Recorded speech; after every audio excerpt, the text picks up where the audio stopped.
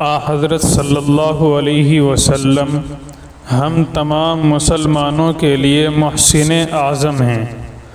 آپ صلی اللہ علیہ وسلم کا بے کراں اور بے پناہ احسان ہمارے اوپر دنیا میں بھی ہے اور برزخ میں بھی اور آخرت میں بھی ہے۔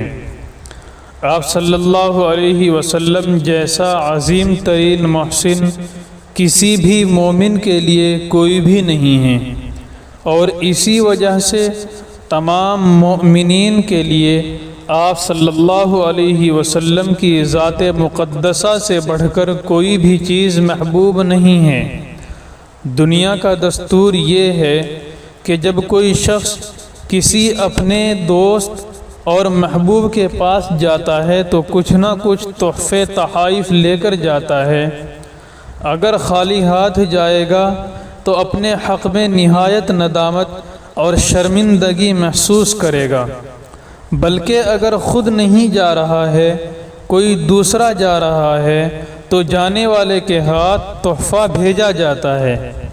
جب بات ایسی ہے تو جب ہمارے سامنے ہمارے محسن اعظم صلی اللہ علیہ وسلم کا ذکر آئے گا تو کیا ہم پر اپنے محسن اعظم کے لیے تحفہ بھیجنا لازم نہ ہوگا؟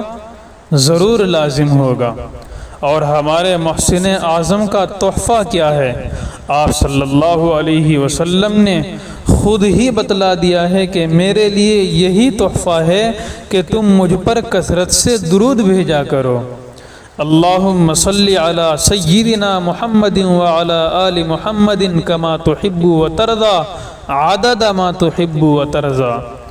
تفسیر روح المعانی میں نقل فرمایا ہے کہ ایک مجلس میں اگر حضرت صلی اللہ علیہ وسلم کا نام نامی بار بار آتا رہے تو کم از کم ایک مرتبہ درود شریف پڑھنا ہر مومن پر لازم اور واجب ہو جاتا ہے، اور ہر مرتبہ پڑھنا راجح قول کے مطابق مستحب ہے۔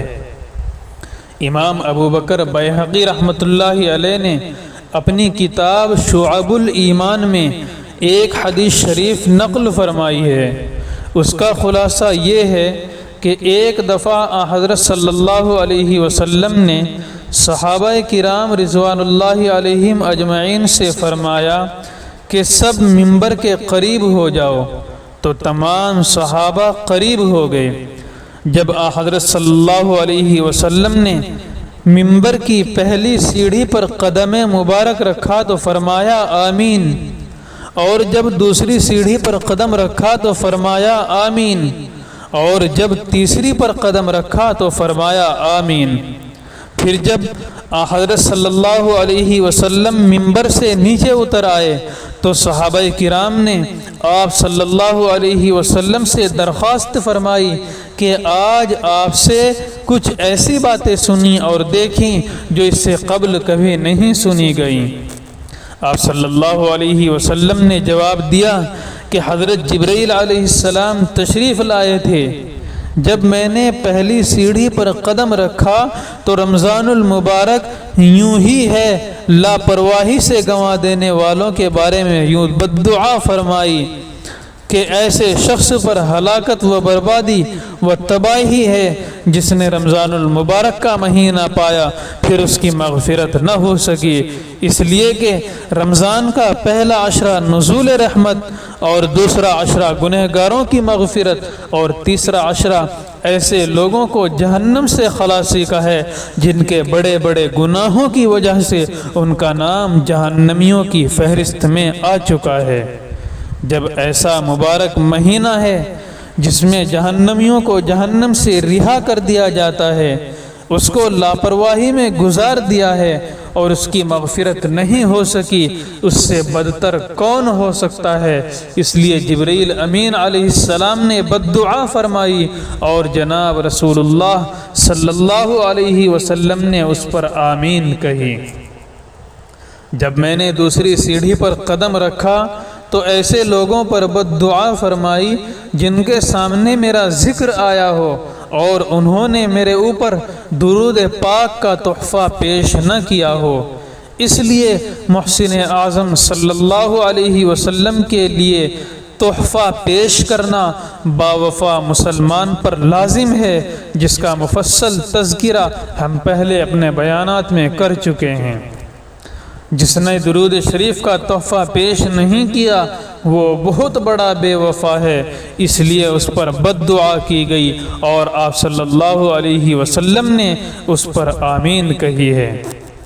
جب میں نے ممبر کی تیسری سیڑھی پر قدم رکھا تو ایسے لوگوں پر جبرائیل امین علیہ السلام نے بد دعا کی جنہوں نے بوڑھے کمزور ماں باپ کو پایا اور ماں باپ کی خدمت کر کے ان کو راضی کر کے ان کی نیک دعاؤں کی برکت سے اپنے آپ کو جنت کا حقدار نہ بنا سکے اور اس کو ان کی خدمت سے دونوں جہان کی بھلائی نصیب نہ ہو سکی ہو، اس لیے کہ اللہ تعالیٰ کے یہاں 3 قسم کے لوگوں کی دعائیں بیکار نہیں جاتی۔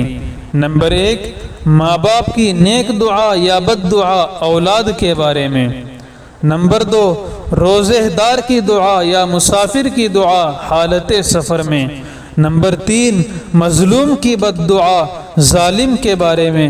لیس بینہ و بین اللہ حجاب، جب بوڑھے ماں باپ کی خدمت اور ان کو راضی کر کے بآسانی جنت حاصل کر سکتا ہے، مگر پھر بھی اس نے موقع سے فائدہ نہیں اٹھایا اور ماں باپ کے ساتھ وفاداری نہیں کی، اس لیے جبرائیل امین علیہ السلام نے بد دعا فرمائی اور آپ صلی اللہ علیہ وسلم نے اس پر آمین کہی۔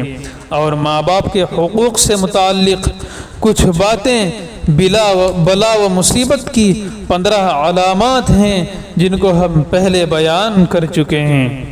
یہاں اس حدیث شریف کے ذکر کرنے کا مقصد صرف درود شریف کی اہمیت ہے، اس لیے ہمیں چاہیے کہ ہم نبی اکرم صلی اللہ علیہ وسلم پر بے انتہا درود شریف بھیجیں۔